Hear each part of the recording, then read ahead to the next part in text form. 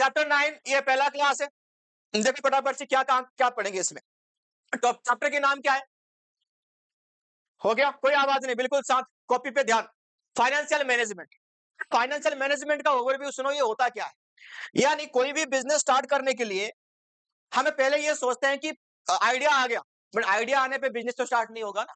तो पहला काम है, हम ये सोचते हैं कि पैसा कहां से आएगा, ये सोचते हैं। यानी अगर मैं उसको बोलूं तो राइज हम क्या करते हैं, फंड रेज करते हैं उसके लिए। तो पहला काम क्या है, क्या सोचते हैं कि पैसा कौन सी सोर्सेज से आएगा। उसके बाद जैसे पैसा आ गया, फिर हम क्या सोचते हैं कि इसको इन्वेस्ट किस में करेंगे, यानी कितना फिक्स एसेट्स होगा, कितना करंट एसेट्स होगा, यानी बिजनेस को सेट करने में कौन सी एसेट्स हमें चाहिए। तीसरा, बिजनेस सेट हो गए, एसेट्स वगैरह आ गए, फिर हम क्या करेंगे, अपनी ऑपरेशन शुरू करेंगे। क्या करेंगे? ऑपरेशन। यही 3 डिसीजन के बारे में हम पूरा सोचते हैं इस चैप्टर में, इसलिए चैप्टर का नाम क्या है, फाइनेंशियल मैनेजमेंट। ये जो ऑपरेशन होगा इसमें पैसे भी आएगा, प्रॉफिट भी आएगा। वो प्रॉफिट लास्ट में डिस्ट्रीब्यूट कैसे होगा, तो वो भी हम पढ़ेंगे। अब सुन लो, जो यहां पे तुम्हारा बुक में डिसीजन के नाम है, इसको बोलते हैं हम फाइनेंसिंग डिसीजन। क्या बोलेंगे इसको, क्या बोलेंगे, इन्वेस्टिंग डिसीजन। और लास्ट में इसको बोलते हैं हम डिविडेंड डिसीजन। क्या बोलते हैं? डिविडेंड। तो यहां पे इन 3 डिसीजन के बारे में पढ़ेंगे, इसी से ही केस स्टडी आता है इस चैप्टर में। इस चैप्टर में थोड़ा बहुत प्रैक्टिकल क्वेश्चन है, वो बस एग्जांपल के तौर पे, बट वो एग्जाम में इतना नहीं आता। क्या क्या आएगा, कौन सा फाइनेंसिंग डिसीजन है, कौन सा इन्वेस्टिंग डिसीजन है, कौन सा डिविडेंड डिसीजन है। अगर तुम कॉन्सेप्ट समझ में आ गया ना, तुम्हें थोड़ा बहुत पढ़ने पे इसकी केस स्टडी इजीली कर लोगे। नॉर्मल बात है, पैसा कहां से आएगा, इधर इक्विटी से आएगा, नहीं तो डेट लोगे। तो इसके रिगार्डिंग केस स्टडी आएगा, तो कौन सी डिसीजन है ये, पैसा आया, कौन सी एसेट्स खरीदोगे, कौन सी डिसीजन है तुम्हारा, इन्वेस्टिंग डिसीजन।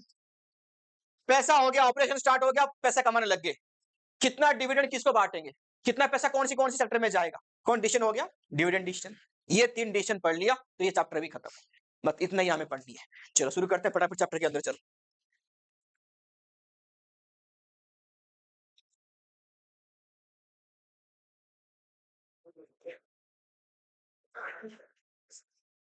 बनाओ अपनी नोट, कुछ होगा नहीं तो वहां पे मैं लिख के बता दूंगा, वो भी साथ में नोट कर ले। पहले लिखो डेफिनेशन, लिखो पहले डेफिनेशन। पहले क्या लिखा, डेफिनेशन।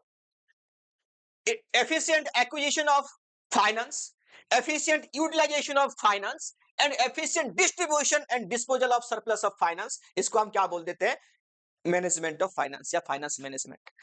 पैसा कहां से एक्विजिशन करोगे, कहां कहां पे पैसा जो फाइनेंस है कहां पर खर्चा करोगे, एंड उसके बाद जो पैसा तुमने कमाया वो डिस्ट्रीब्यूशन कैसे करोगे, तो उसका हम क्या बोल देते हैं, फाइनेंस मैनेजमेंट। फटाफट क्या है पहला question, from where to generate, पैसा कहां से जनरेट करेंगे, डेट से लेंगे, इक्विटी से लेंगे। डेट मतलब लोन लेना, इक्विटी मतलब खुद का पैसा लगाना। हाउ टू यूटिलाइज, कौन सी एसेट्स खरीदेंगे, कहां कहां पे पैसा लगाएंगे। लास्ट में जो डिविडेंड आया उसको डिस्ट्रीब्यूशन कैसे करेंगे, जो प्रॉफिट आया उसको डिस्ट्रीब्यूट कैसे करेंगे। तो ये 3 सवाल की जवाब इस पूरे चैप्टर में हमें पढ़ना पड़ेगा। इसके ऑब्जेक्टिव क्या है, क्यों पढ़ना है इस चैप्टर को, ऑब्जेक्टिव लिखो इसकी। नंबर 1 लिखो ऑब्जेक्टिव, प्रॉफिट मैक्सिमाइजेशन। क्या लिखा हमने, प्रॉफिट मैक्सिमाइजेशन, की इस तरीके से पैसा यूज करेंगे ताकि हमारा खर्चा कम होगा, प्रॉफिट ज्यादा होगा। पहला ऑब्जेक्टिव क्या है, profit maximization. Maintenance of liquidity, business है तो बिजनेस को चलाने के लिए डे टू डे लाइफ में हमें इसकी जरूरत है। क्या है ये, डब्ल्यूसी क्या है, वर्किंग कैपिटल, यानी सीए माइनस सीएल, हमारे पास कितनी वर्किंग कैपिटल है हम डेली खर्चा को करने की, लिक्विडिटी बोलते हैं। तो देखो proper utilization of fund, fund हमने रेस तो कर लिया, हमको इन्वेस्टर मिल गए, वो पैसा हम कहां से यूटिलाइज करेंगे, ऐसे तो नहीं एक्सेस पैसा हम जनरेट कर रहे हैं फालतू में उड़ा रहे हैं, हो गया एक्सेस पैसा लोन ले लिया, विजय मल्ल्या चला गया बाहर, ऐसे नहीं करना चाहिए, ये तो बिल्कुल यूटिलाइज नहीं कर। उसके बाद meeting of financial commitment with the creditors, main motive हमारा क्या है, बिजनेस को अगर हम लंबा खींचना है, लॉन्ग रन तक लेके जानी है, जो हमारा क्रेडिटर है हमारे ऊपर भरोसा किए थे, टाइम पे हमें उधार दिए थे, तो कमिटमेंट पूरा करनी है, वापस उनको टाइम पे पेमेंट करनी पड़ेगी, यही ऑब्जेक्टिव। हो गया जी, आगे बढ़ते हैं।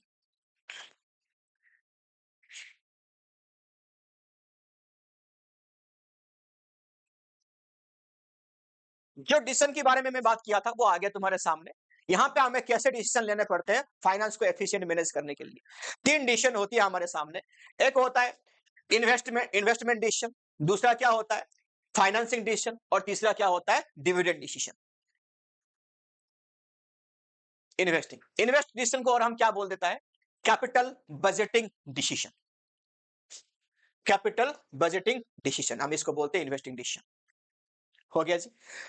ये किस लिए होता है, मेन रीजन इसका फॉर एक्वायरिंग या एक्विजिशन ऑफ एसेट्स। कौन सी assets, fixed and current assets. खाली एसेट्स एक्विजिशन की बात यहां पे हो, लिख लिया सबने, आगे समझाऊं।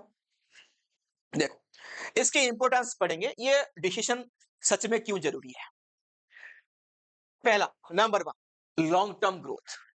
हम बिजनेस आज स्टार्ट करें, ये तो मोटिव नहीं है कल बंद कर दो, नहीं है ना। बिजनेस को हमारा पर्पस क्या, लंबा खींचनी। लंबा खींचने के लिए बिजनेस का मतलब क्या होता है, कुछ एसेट्स, लाइबिलिटी, एक्सपेंसेस, इनकम, और उसको यूज करके हम क्या कमाते हैं, प्रॉफिट। तो ये बिजनेस को अगर हम लंबा टर्म तक खींचनी है, सबसे मेन पार्ट इसका क्या है, एसेट्स है।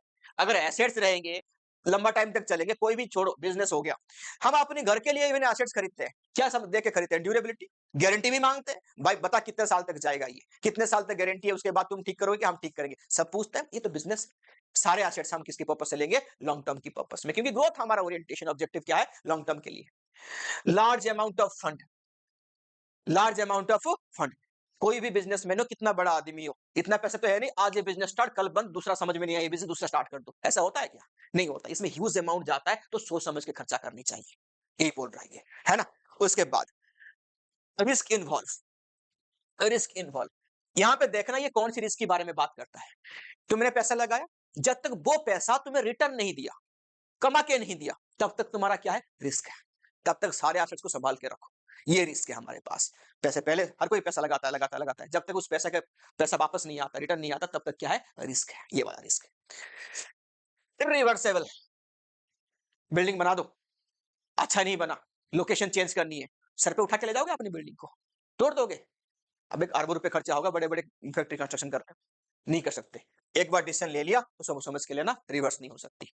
हो गया इंपोर्टेंस, आगे लिखो। फ्लो का मतलब क्या होता है, अगर तुम्हारा बिजनेस में फ्लो रेगुलर है, क्या है, फ्लो रेगुलर है, तो तुम्हें और अपने पास लिक्विड एसेट्स या इन फॉर्म ऑफ कैश रखने की जरूरत नहीं है, क्योंकि तुम्हारा रेगुलर इनकम में बिजनेस है। फॉर एग्जांपल तुम्हारे पास ऐसा बिजनेस है कि 3 महीने में एक बार पैसा आती है, तो उस केस में तुम्हें क्या करना पड़ेगा, अपने पास ज्यादा कैश या लिक्विड एसेट्स रखना, मेंटेन करना पड़ेगा। तो यहां पे देखना कि कैश फ्लो तुम्हारा रेगुलर है कि यहाँ पे इरेगुलर है, ये चेक करना। ये तुम्हारा किस टाइप की बिजनेस है, ये कौन बताएगा, nature of business, production business है कि सर्विस बिजनेस है, ऐसा वाला। तुम्हारा स्कूल है, स्कूल में जो तुम्हारा फीस आती है वो क्वार्टरली जाती है, बट उनको अपनी एम्प्लॉय को हर महीने सैलरी देना पड़ता है, तो उसी पैसे में उनको मेंटेन करना पड़ेगा ह्यूज कैश फंड, ऐसे वाला। मान लो तुम्हारा सर्विस से एक्सपोर्ट इंपोर्ट का काम है, ऐसे तो नहीं कि सामने सामान बेचते हैं कि पैसा आ जाएगा तुरंत, एक्सपोर्ट होगा, कोई भारी भरकम से सामान होगा, वो शिप के थ्रू जाएगा, कम से कम 45 डेज लगेगा, 45 डेज के बाद तुम्हें पैसा मिलने वाला है, बट उनकी जो एम्प्लॉय हर महीने पैसा ले, किसका 6 महीने लगता है, किसका 1 साल लग जाता है। तो मान लो कोई तुम्हारा कंपनी है, वो क्या बनाती है, गाड़ियां बनाती है, क्या बनाती है, गाड़ियां। एक ढंग की गाड़ी डिजाइन होकर बनने में महीनों लग जाते हैं, और महीने में जो एम्प्लॉय काम करते हैं वो हर महीने सैलरी लेते हैं, तो वहां पे तुम्हें देखना पड़ेगा। तो ये डिपेंड होता है कि कंपनी कैश फ्लो की पोजीशन कैसे है, रेगुलर है, इरेगुलर है। इरेगुलर है, अपने पास बढ़िया से कैश बना के रखो, रेगुलर है तो कोई बात नहीं, देते जाना है। आरओआई क्या होता है, रिटर्न ऑन इन्वेस्टमेंट, लिखो आरओआई। यानी यहां पे देखो, ये जो हर बिजनेस के यहाँ पे तुम्हें बीएसटी करने की बात करेगा, ये खुद की पैसे से इतना नहीं प्रेफर करता, किसे प्रेफर करता है, तुम्हारे पास पैसा नहीं, तुम लोन लोगे, क्या लोगे, लोन। मान लो तुमने जो लोन लेके बिजनेस यहाँ पे स्टार्ट करा, उसकी रेट ऑफ इंटरेस्ट 10%, कितनी है, बट तुम जिस बिजनेस में इन्वेस्टमेंट करने वाले हो उसका रेट ऑफ रिटर्न कितना है, वो कमा के देगा 15%। तो इस केस में तुम इन्वेस्टमेंट करोगे, आराम से करोगे, लोन लेके करोगे, क्योंकि फायदा है। अगर उल्टा केस है, 10, 11 या उससे कम, तो यहाँ पे तो बेवकूफी होगी। तो ये तुम्हें सोचना पड़ेगा, किससे कंपेयर करोगे, कॉपी में लिख लो keyword, compare, compare the fund cost with ROI. जो तुमने फंड रेज किया उसकी जो कॉस्टिंग है वो कैसे कंपेयर करना, आरओआई से। हम वो बाद में पढ़ेंगे, अभी नहीं, कैसे हुआ, आरओआई से। अगर आरओआई ज्यादा होगा तो इन्वेस्टमेंट डन, आरओआई कम है तो नहीं करेगा इन्वेस्टमेंट। नेक्स्ट लिखो, एक पॉइंट यहां पे छूटा हुआ, क्या पता कहीं और होगा, तो थर्ड पॉइंट में लिख लो, investment criteria, investment criteria, investment criteria, third वाला पॉइंट, उसमें वो सब कुछ डाल देना। इसमें कैश फ्लो पोजीशन भी देखेंगे, इसमें आरओआई भी देखेंगे, यानी एक जगह पे इन्वेस्टमेंट करने से पहले तुम क्या क्या सोचते हो वो सब इसके अंदर आएंगे। क्या बोलते हैं इसको, इन्वेस्टमेंट क्राइटेरिया। चलो आगे लिखो, फाइनेंसिंग डिसीजन, फाइनेंसिंग डिसीजन, लिखा फाइनेंसिंग डिसीजन। फाइनेंसिंग डिसीजन, पैसा कहां से रेज करोगे, ओनर से या बोरो करोगे। ओनर्स फंड को हम क्या बोल देते हैं बाबू, इक्विटी। बोरोड फंड को हम क्या बोल देते हैं बाबूजी, डेट। क्या बोलते हैं हम, डेट। डेट लोगे या इक्विटी लोगे, ये तुम्हें देखना पड़ेगा। हो गया, डेट या इक्विटी। क्या डेट या इक्विटी, क्या डेट है क्या इक्विटी है, बताओगे। अभी तो बताया मैंने, डेट क्या होता है, दूसरे से लेना। इक्विटी क्या है। तो इसी के रिगार्डिंग एक हमारा टॉपिक आ गया है, प्रैक्टिकल क्वेश्चन, कि डेट कब यूज करेंगे ज्यादा, इक्विटी कब ज्यादा यूज करेंगे।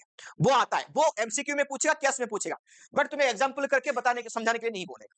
ठीक है जी, हम देखेंगे, बस लास्ट कंक्लूजन निकाल दूंगा, वो देख लेंगे। हो गया। फैक्टर्स कैसे कंपेयर करेंगे, फैक्टर्स आ जाओ।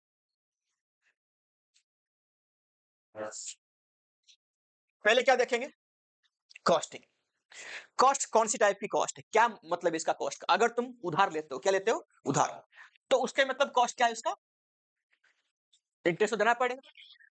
अगर तुम इक्विटी इशू करते हो, शेयर मार्केट में जो इशू करते हैं हम, अपनी शेयर मार्केट में बेचते हैं, उसमें जो कॉस्ट होता है वो क्या होता है, फ्लोटिंग चार्जेस। कौन सा, ब्रोकर की कमीशन, अंडरराइटर की कमीशन, सेबी रजिस्टर करेगा उसमें भी कमीशन, फाइल चार्जेस ये भी होता है। तो तुम्हें ये भी तो देखना पड़ेगा। अगर मान लो तुम्हें इंटरेस्ट ले लो सस्ता पड़ रहा है, तो तुम डेट क्यों ना लोगे। अगर मान लो तुम्हें ये सस्ता पड़, दोनों को देखना, जो सस्ता पड़ रहा है हम उसी को चूज करेंगे कॉस्ट देख के। फाइल चार्जेस कम है, रेट ऑफ इंटरेस्ट है, तो इक्विटी इशू कर दो। फाइल चार्जेस ज्यादा है, इंटरेस्ट कम है, तो डेट ले लो। पहला कंपेरिजन समझ में आ गया। यानी यहां पे जो कॉस्ट कंपेरिजन होगा दिमाग में डालना, इंटरेस्ट ऑन बोरोइंग और यहां पे फ्लोटिंग चार्जेस के बीच में कंपैरिजन होता है। इंटरेस्ट ऑन बोरोइंग किसके ऊपर होता है, लोन के ऊपर, और फ्लोटिंग चार्ज किसके ऊपर होता है, इशू ऑफ इक्विटी के ऊपर, जिसको हम बोलते हैं ब्रिज फाइनेंसिंग। क्या बोलते हैं इसको, फ्लोटिंग कॉस्ट, ब्रिज फाइनेंसिंग एक ही चीज है। रिस्क,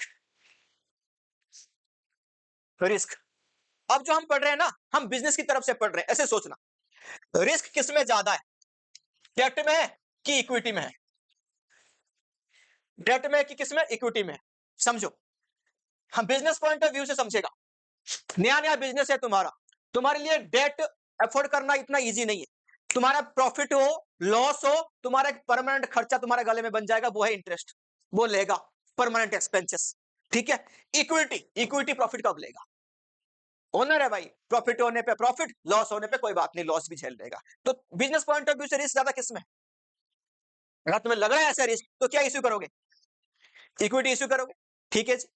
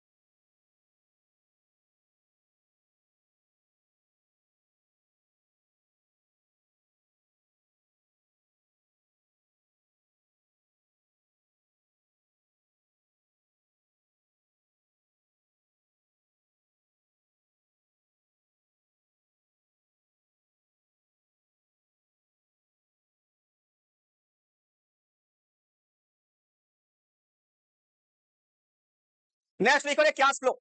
तुम अपनी जो भी सोच है वहां से निकलो बाहर यार। पढ़ो क्या लिखा है यहाँ पे, कैश फ्लो। चलो उधर देख, कैश फ्लो सेम है। ओए लिख रेगुलर और यहाँ पे लिख इरेगुलर। कैश फ्लो रेगुलर और क्या लिखा, इरेगुलर। रेगुलर पे लिखो डिविडेंड दोगे हाई, और इरेगुलर पे क्या दोगे, लेस। बात एक ही है भाई, लिख ले यार। डन, आगे लिखो। ख्याति जी बाद में, हो गया बातचीत। ग्रोथ अपॉर्चुनिटी, क्या लिखा, ग्रोथ अपॉर्चुनिटी, हो गया। ग्रोथ अपॉर्चुनिटी, अगर तुम्हें कंपनी अभी छोटा है, मिड कैप है, स्मॉल कैप है ना, तो माइक्रो है, वो कंपनी आगे बढ़ेगा तो वो अपनी डिविडेंड शेयर होल्डर को नहीं देने वाला, उसको क्या करेगा, वो रिजर्व रखेगा। तो यहां पे लिखो अगर ग्रोथ अपॉर्चुनिटी है उसके पास, है ना, तो ये क्या करेगा, यहाँ पे लेस डिविडेंड या नो डिविडेंड देगा ही नहीं। अगर ग्रोथ अपॉर्चुनिटी है ही नहीं उसके पास, नो ग्रोथ अपॉर्चुनिटी, तो वो क्या करेगा, ऑलरेडी बड़ा कंपनी है वो, तो यहाँ पे हाई डिविडेंड देगा। क्या देगा ये, हाई डिविडेंड। इसको देखना, क्योंकि उसको सेविंग करने की कोई जरूरत नहीं है। मैं तो बोला अभी एनटीपीसी सबसे बड़ा कंपनी है, वो डिविडेंड इसलिए देता है, वो जितना ग्रोथ करना था उतना कर लिया वो। और छोटा कंपनी मान ले डिक्सन टेक्नोलॉजी, तो नहीं पता होगा तेरे को भी, नाम फालतू में बताऊंगा, पता है ना, ठीक है। वो क्या नाम है इसका, वो डिविडेंड क्यों नहीं देता इतना, वो मिड कैप है अभी, स्मॉल से मिड आया, लार्ज कैप हुआ नहीं, उसको और आगे बढ़नी है, तो वो पैसा सेव करेगा ना, नहीं देगा। हो गया जी, आगे लिखो, ये माही तरफ मोड़ दूंगा तेरे को पकड़ के भी। शेयर होल्डर्स दो पार्ट में डिवाइड करो। शेयर होल्डर्स पहला पार्ट में लिखो, पहला पार्ट में लिखो यंग और एम्प्लॉयड, यानी ये सारे यंग है और इनके पास जॉब है, तो इनको डिविडेंड चाहिए क्या, बोला कंपनी में पैसा लगा, ग्रोथ करो यार, हमें नहीं चाहिए पैसा, ठीक है। अगर तुम्हारे पास शेयर होल्डर कैसा है, यहाँ पे ओल्ड है, रिटायर है, रिटायर है सबकी सब, बुढ़े हैं यहाँ पे, तो इनको रेगुलर डिविडेंड चाहिए, हमारे पास और कोई इनकम का सोर्स है नहीं, हमें दे दो डिविडेंड। ये डिविडेंड लेंगे, ये डिविडेंड नहीं लेंगे। हो गया, ओल्ड, रिटायर, यंग, एम्प्लॉयड, कर लिया बाबू, कर लिया। टैक्स पॉलिसी, टैक्स पॉलिसी दो पार्ट में डिवाइड कर दो, फेवरेबल, अनफेवरेबल। क्या लिखा, फेवरेबल और लिखो अनफेवरेबल, लिख लिया। फेवरेबल टैक्स पॉलिसी यानी टैक्स कम है तो डिविडेंड देने पे कोई प्रॉब्लम नहीं है। फेवरेबल में लिखो हाई डिविडेंड, अनफेवरेबल में क्या लिखा, लो डिविडेंड।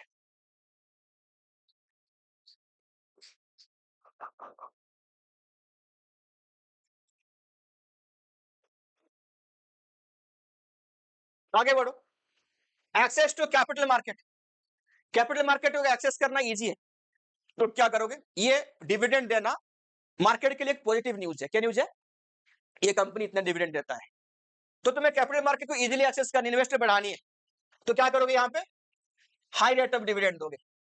डिफिकल्ट है, नहीं करना तुम्हें, तो मत दो डिविडेंड। अरे कैपिटल मार्केट को तुम्हें एक्सेस करनी है, यानी तुम्हें अपनी नाम अच्छा बनानी है, पॉजिटिव न्यूज डालनी है, तो डिविडेंड दे देना। नहीं करनी है ऐसे कुछ, तो डिविडेंड मत देना, ये वाला। लीगल रेस्ट्रिक्शन, यानी एक कंपनी के ऊपर मान लो बहुत सारा लोन है, तो यहां पे क्या हुआ कि कंपनी के मैनुअल में लिखा है कि इतना लोन चुकता जब तक नहीं होगा तब तक डिविडेंड देंगे ही नहीं, तो बन गया ना वो लॉ में। तो यहाँ पे क्या होगा लीगल रेस्ट्रिक्शन में, अगर इसके तुमने तुम्हारे कंपनी किसी एक थर्ड पार्टी से या एंजल इन्वेस्टर से या क्राउड फंड से पैसा ले रखा है, उनका शर्त है जब तक हमारा पैसा वापस नहीं करेगा, या जब तक हम डिविडेंड नहीं लेते, या जब तक हम नहीं बोलते, तब तक डिविडेंड नहीं देगा। कुछ भी कंडीशन हो सकता है, अगर ये कंडीशन है तो उनको पूछ के देना पड़ेगा डिविडेंड। सब कंपनी में लिखा रहता है, कंपनी का जो प्रोस्पेक्टस आता है ना, वो 1100 पन्ने की आती है, सब कुछ लिखा रहेगा, पढ़ना नहीं पढ़ना वो तुम्हारे ऊपर है। हाँ, पूछ के देना, कंडीशन है ना, हमें पूछो, अगर हम बोलते हैं तो दे देना, नहीं तो नहीं देना, कंडीशन है, इसमें रेस्ट्रिक्शन इंपोज है और इसमें थोड़ा सा फ्लक्चुएशन है, वो बोलेगा तो देंगे, नहीं तो नहीं, प्री डिफाइंड कंडीशंस। बहुत टाइम पे शार्क टैंक में देखा होगा, वो आगे बोलते हैं कि हमसे डेट ले लो क्योंकि फंड हम मैनेज करेंगे तुम्हारा, तो वो कंडीशन डाल दिया, हमसे पैसे ले रहे हो, मैनेज हम भी हम करेंगे, और तुम कर लो खुद ही, तुम्हारा कंपनी बढ़िया है, तुम्हारे पर भरोसा है, तो कोई रेस्ट्रिक्शन नहीं, ऐसा वाला। स्टॉक मार्केट रिएक्शन, ये हमने यहां पे पढ़ लिया, सेम सेम चीज है, एक्सेस टू कैपिटल मार्केट या stock market reaction. Stock market को रिएक्शन देनी है, गुड पॉजिटिव न्यूज देनी है, तो डिविडेंड दे देना, ये वाली कहानी है। ठीक है जी, कितना समझ गया तू है, चलो।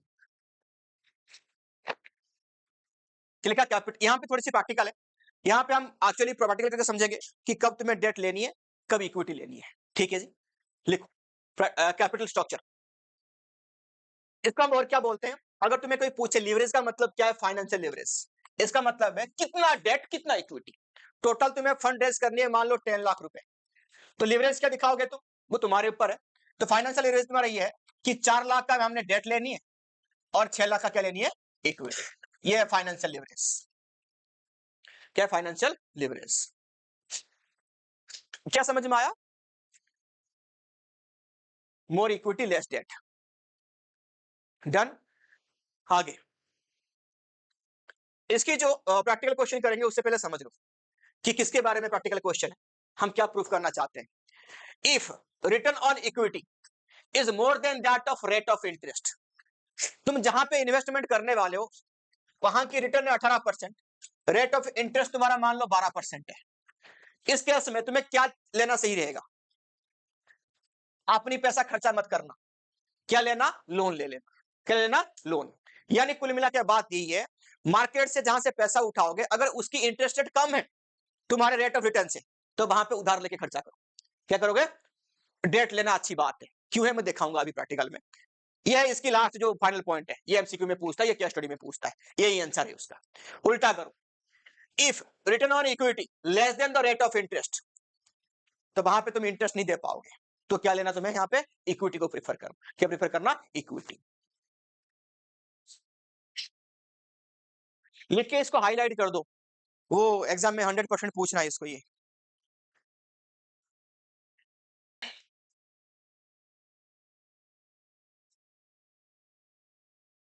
एग्जाम्पल सिचुएशंस हो गया।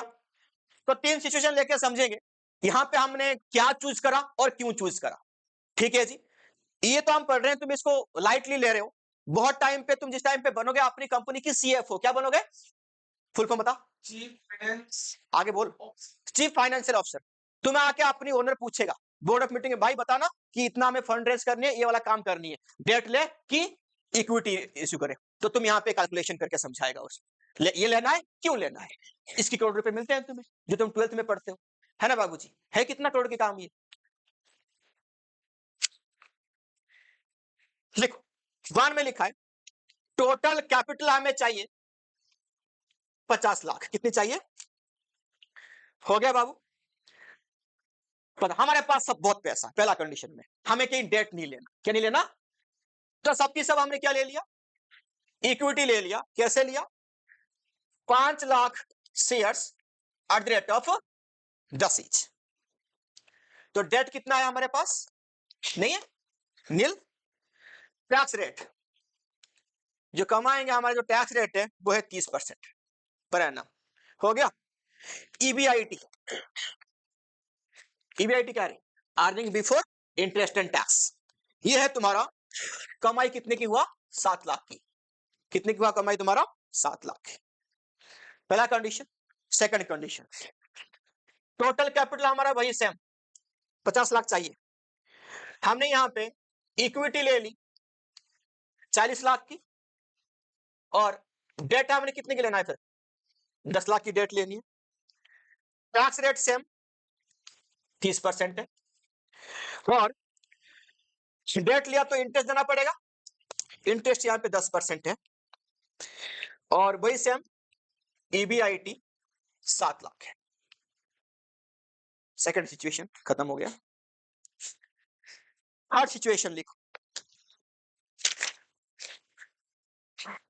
कैपिटल रिक्वायरमेंट तुम्हारा 50 लाख है, इक्विटी हमने यहां पे लिया 30 लाख की, तो डेट कितने की चाहिए होगी, 20 लाख की डेट ले लो। सेम टैक्स तुम्हारा 30% है, और इंटरेस्ट कितने तुम्हारा 10%, हो गया जी। वही अर्निंग ईबीआईटी कितने की है, 7 लाख, कितने की है, 7 लाख। तीनों कंडीशन तुम्हारे सामने आ गया, हो गया। पहला कंडीशन की बात करते हैं, देखो तुम्हारा टोटल कमाई कितने की है अभी, 7 लाख है, कितनी है, 7 लाख। तुम्हें पहले क्या देना पड़ेगा, टैक्स देना पड़ेगा, लेस करो टैक्स, कितने की है तुम्हारा टैक्स? 30%। 7 लाख की 30% कितना आ गया? 2,10,000।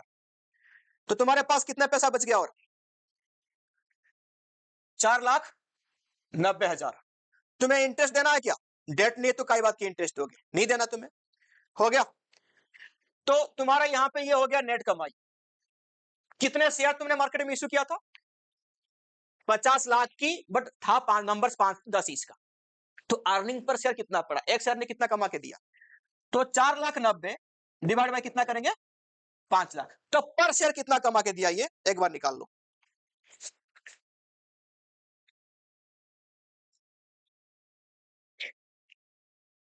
हो गया 0.98 लगभग, हल्की हल्की सी 1 रुपए। हो गया जी। तो अगर हमने बिल्कुल लोन नहीं लिया, सबकी सब इक्विटी, इस कंडीशन में हमारा एक शेयर की जो कमा के दिया वो कितना दे दिया? अगर हम 10 रुपए यहां पे खर्चा कर रहा है तो कितना कमा के दे रहा है? 0.98। अगला केस समझते हैं। 7 लाख रुपए की टोटल इनकम, यहां पे इंटरेस्ट है कि नहीं है? है ना? लोन कितना था? 10 लाख, 10% यहां पे इंटरेस्ट है, कितना हो गया रे? 1 लाख माइनस कर दो पहले, कितने क्या आ गया? 6 लाख आ गया। अब क्या देंगे?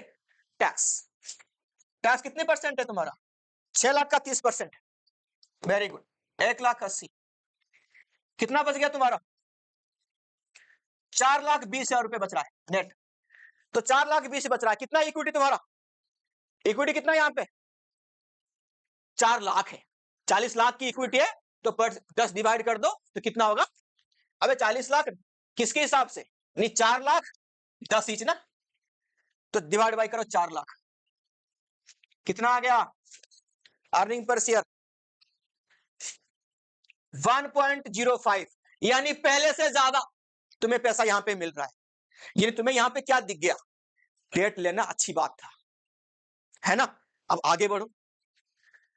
7 लाख लेस करो, यहां पे इंटरेस्ट कितनी है? इंटरेस्ट यहां पे तुम डेट कितना लिया था? 20 लाख का 10%, 2 लाख। कितना बच गया? क्या लेस करोगे? 5 लाख का 30%, कितना हो गया? हाँ जी, 1,50,000। तो कितना आ गया तुम्हारे पास?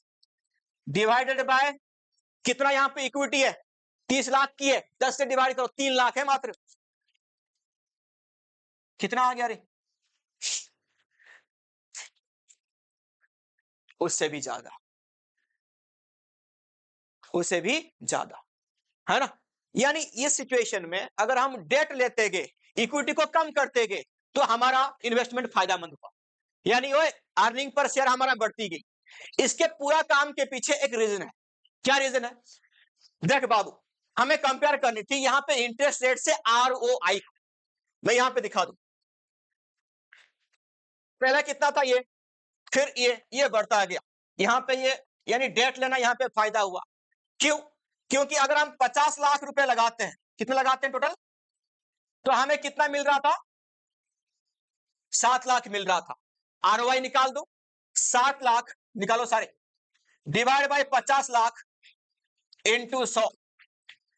7 lakh divide by 50 lakh into 100, कितना आ गया? वेरी गुड, 14% आया, है ना? अब ये रेट ऑफ रिटर्न जो हुआ ROI, ये कितना हुआ? 14%। किससे कंपेयर करनी है? रेट ऑफ इंटरेस्ट है, जो कि कितना था? हाँ, तो इसलिए यह फायदेमंद है। अगर इंटरेस्ट रेट इनकम रेट से कम है ना, तो डेट लेना अच्छी बात है, यही समझाना था हमें। प्रैक्टिकल आएगा तो कोई प्रॉब्लम होगी क्या? सिचुएशन लेना, पहले क्या माइनस करना? इंटरेस्ट, बाद में क्या माइनस करना? टैक्स। जो अमाउंट आएगा नंबर ऑफ इक्विटी से डिवाइड कर दिया, तो क्या निकल गया? EPS, earning per share. क्या निकल गया? तो डिसीजन ले लोगे, डेट या इक्विटी। सेम कंडीशन को देख के अगर हम, ये हमने डेट लेना अच्छी समझा, अगर मान लो यहां पे रेट ऑफ इंटरेस्ट 15% होता, रिटर्न सेम 14% होता, तो क्या लेना अच्छा होता? इक्विटी लेना अच्छा होता। यही होता है क्या? फाइनेंशियल लिवरेज, फाइनेंसिंग डिसीजन कैसे लेना है। समझ में आ गया? आज की क्लास यही खत्म करो। नंबर 1 लिखो, cash flow position. Cash flow position हो गया जी, क्या लिखा? Cash flow. क्यों देखनी है हमें कैश फ्लो पोजीशन, वो पहले सुनना कि अगर हम डेट लेते हैं, यहां पे क्या लेते हैं? डेट करी क्या करेगा? एक फिक्स अमाउंट ऑफ इंटरेस्ट, चाहे तुम्हारा प्रॉफिट हो या ना हो, देना पड़ेगा। तो अगर तुम्हारा कैश फ्लो पोजीशन रेगुलर हो, क्या हो? रेगुलर हो, तो तुम्हें क्या चूज करनी चाहिए? डेट। अगर रेगुलर ना हो तो क्या लोगे? इक्विटी। साइड में लिख लो इररेगुलर, क्या लिख लो? इररेगुलर। हो गया जी। आईसीआर, आईसीआर का फुल फॉर्म लिखो, इंटरेस्ट कवरेज रेशियो। सब अकाउंट पढ़ते हो, सबको पता होगा फॉर्मूला के बारे में।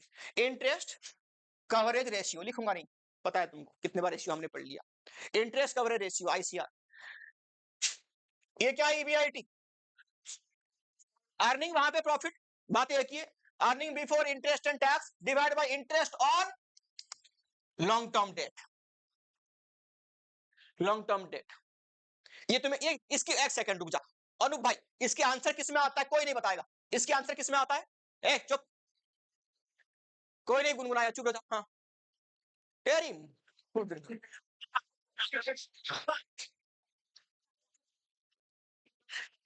बार पढ़ा लो, तुम्हारे हालत ऐसे ही रहेगी कुत्ते के। अबे टाइम्स पे आता है, किस में आता है? टाइम्स पे आता है ये। अरे तुम, आप सच में इतना गुस्सा आता है तुम्हारे ऊपर, इतने बार पढ़ा लो, घर में जाके कॉपी बिल्कुल नहीं खोलता ये लोग। किस में आता है? ये टाइम्स में आता है। टाइम्स, ये टाइम्स मतलब क्या चेक करता है? देखना, यानी इंटरेस्ट से हमारा अर्निंग क्या हुआ, प्रॉफिट कितना गुना है। अगर ये हायर होगा, ज्यादा होगा, तो तुम्हें लोन लेने में आसानी होगी, क्योंकि और एक इंटरेस्ट आएगा, तुम पेमेंट कर पाओगे आराम से। अगर ये कम होगा, ऑलरेडी तुम मर रहे हो, यानी यहाँ पे लिखा वन टाइम, वन आया, जितना तुम्हारा इंटरेस्ट उतना प्रॉफिट। तुम्हें कोई लोन देने का भी नहीं, तुम मांगने भी जाओगे तो डेट मत लेना, कहां से दोगे लाके पैसा? बात समझ में आया? सुन रहा? आगे देख, नंबर 3, डीएससीआर। डीएससीआर लिखो, फॉर्मूला लिख रखा है मैंने, जो full form, debt service coverage ratio. Debt service coverage ratio. घर में तुम्हारे पास टाइम नहीं है ना पढ़ के, अभी अभी पढ़ते पढ़ते याद क्यों नहीं रखते हो तुम लोग? लिख लिया? क्या लिखा? Debt service coverage ratio. क्या क्या आता है उसमें? लिखो, profit after tax plus depreciation plus interest plus non cash expenses divide by dividend interest and repayment of obligations. का मतलब क्या है? एक सेकंड साहिल बाबू, ऑब्लिगेशन का मतलब क्या है रे बाबू? इंग्लिश मीडियम में पढ़ता है ना बाबू? अच्छा देखो, हो गया हो गया, इतनी तुम्हें गाली देता हूं, थोड़ा सा दर्द नहीं हो रहा है तुम्हें? जाके घर में नहीं, पर बुरा नहीं मानते ये लोग ना, इतने अच्छे लोग हैं। दिल पे नहीं लेते रहिए। हाँ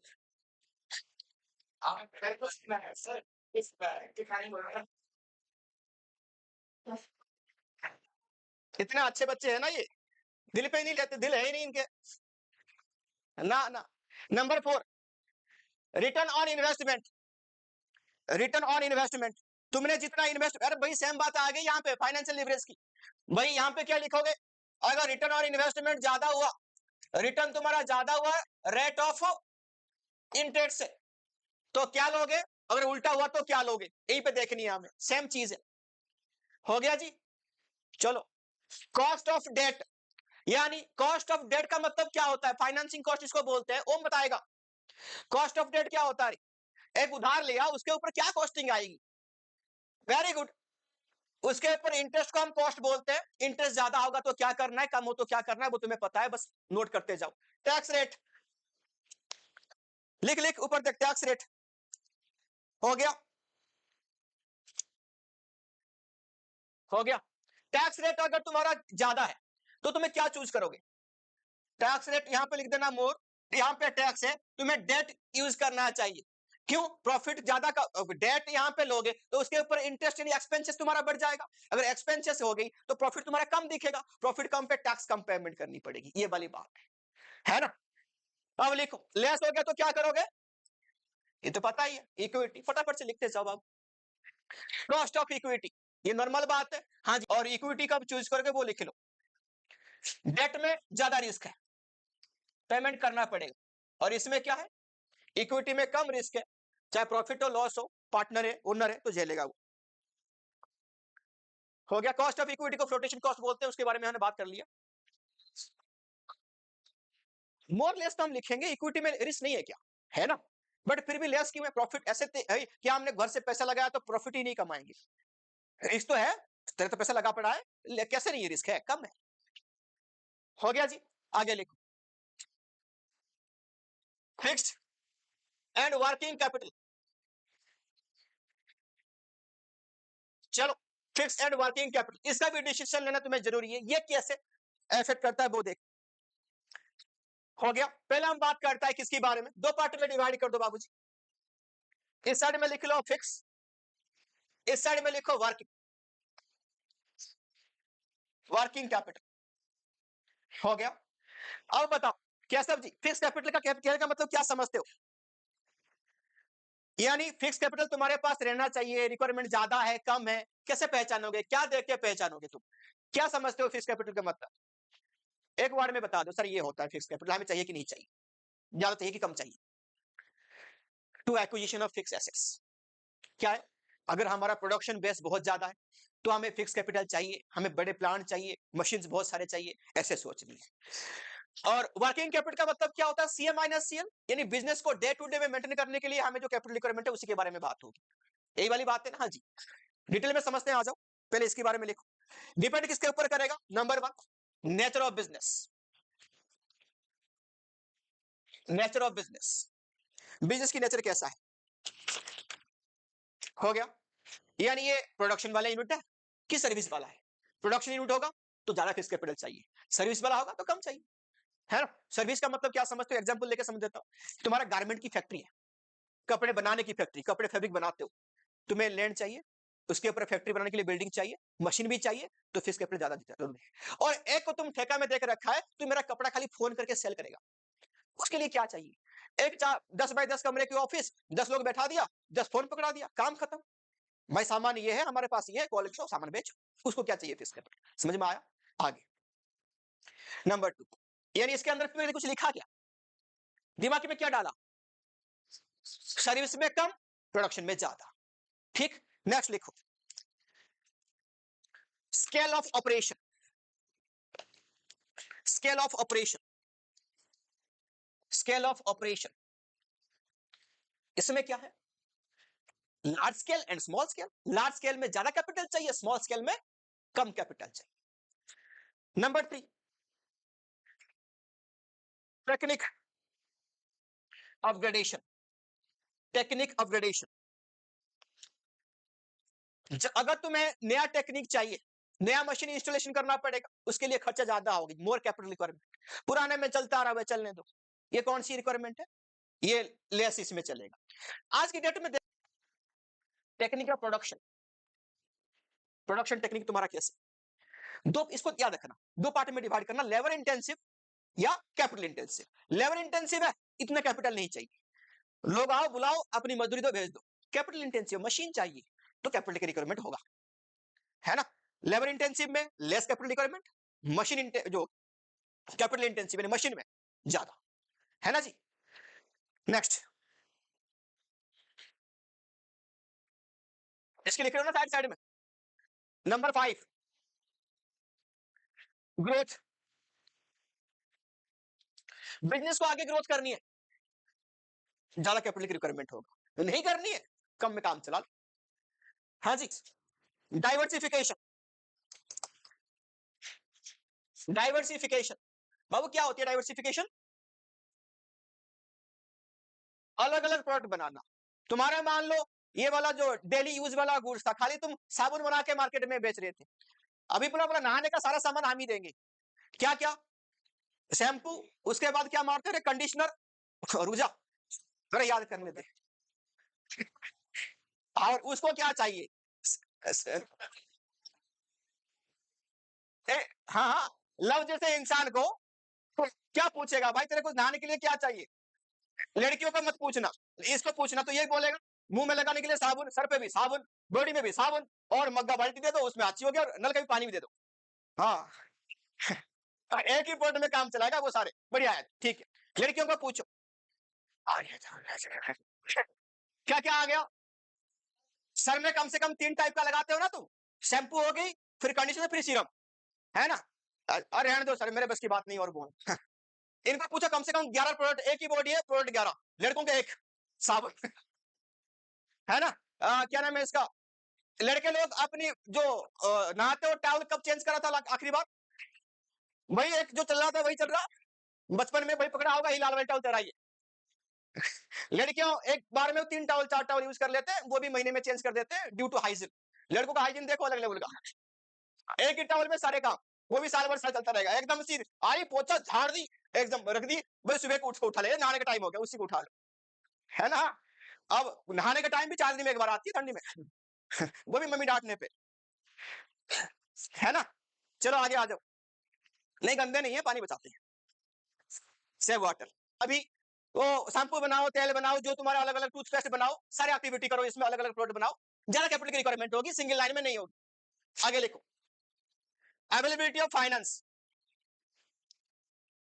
फाइनेंस यहां पे लिखो, अगर तुम्हें खुद की फाइनेंस करनी है, सेल्फ फाइनेंसिंग करनी है, सब कुछ खुद से करनी है, तो ज्यादा कैपिटल चाहिए, लीज पे लेके करो, रेंट लेके करो, कम फाइनेंस चाहिए तुम्हें, यही वाली बात है। फाइनेंस में 2 टाइप पे कर दो, यहाँ पे सेल्फ, तो यहाँ पे लिख देना मोर कैपिटल चाहिए, अगर लीज वगैरह हुआ, रेंट में लेके काम करते हो, तो यहाँ पे लिखना लेस फाइनेंस चाहिए तुम्हें, लेस कैपिटल मतलब लेस इसमें।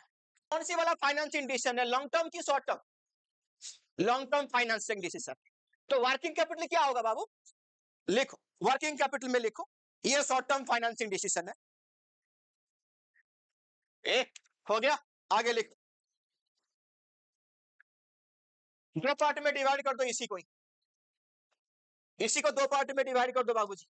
एक लिखो ग्रॉस वर्किंग कैपिटल, ग्रॉस, कनिष्ठ चुप हो जाओ, और यहां पे लिखो नेट, ग्रॉस वर्किंग कैपिटल, और यहां पे क्या लिखा, नेट वर्किंग कैपिटल,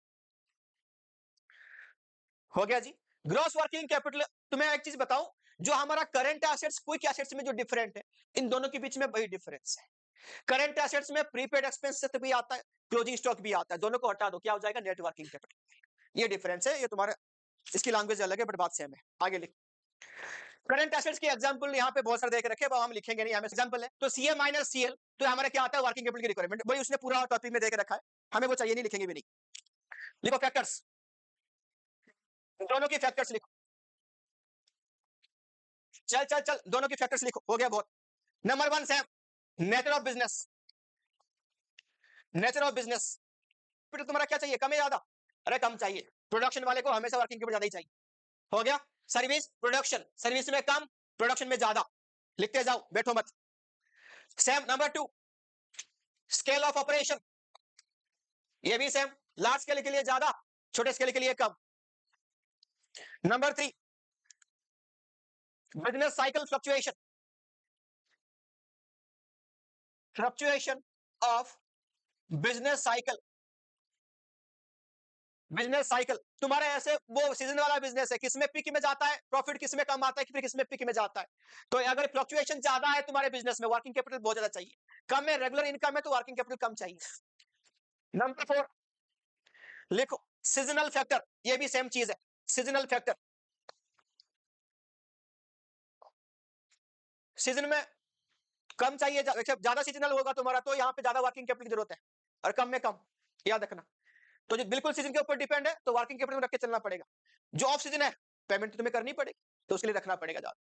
हो गया जी, आगे हो गया। लेबर इंटेंसिव में लिखो, ज्यादा चाहिए, तुम्हें बार बार पेमेंट करनी पड़ेगी, और कैपिटल इंटेंसिव तो मशीन है, वहां पे एक बार तुमने ले लिया था बस, मेंटेनिंग में पैसा खर्चा होगा मेंटेनेंस में, तो इसलिए लेस वर्किंग कैपिटल। हो गया जी, नेक्स्ट लिखो,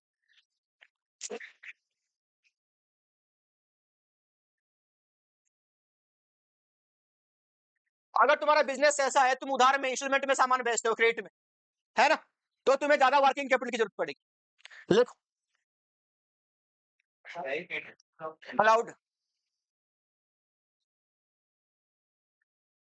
ये किसमें होता है, तुम्हारा ज्यादा सेल वाला कंपनी करते ही है, जैसे तुम्हारा बजाज फाइनेंस हो गया, वहां पे तुम्हें वो कौन सी सर्विस कंपनी है, बट उसकी मेन काम क्या है, कंज्यूमर को लोन देना इंस्टॉलमेंट में, तो लोन तो दे दिया, इंस्टॉलमेंट में उसके पास पैसा आएगा, तो उसको वर्किंग कैपिटल ज्यादा चाहिए होगा, क्योंकि आपके एम्प्लॉय को पेमेंट करेगा, वो कहां से करेगा, वो पेमेंट तो इंस्टॉलमेंट में आएगा।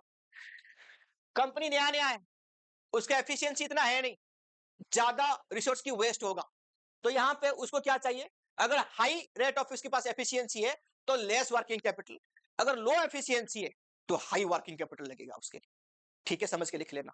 एफिशिएंसी बहुत बढ़िया है तो वर्किंग कैपिटल कम चाहिए, एफिशिएंसी है नहीं, नया नया है, वर्किंग कैपिटल ज्यादा चाहिए। हो गया जी। और रॉ मटेरियल लिखो यहां पे, अगर इजीली अवेलेबल है तो तुम्हें क्या चाहिए, लेस वर्किंग कैपिटल। और डिफिकल्ट है, बहुत दूर से लाना पड़ता है, कभी कभी मिलता भी नहीं, तो मोर वर्किंग कैपिटल चाहिए।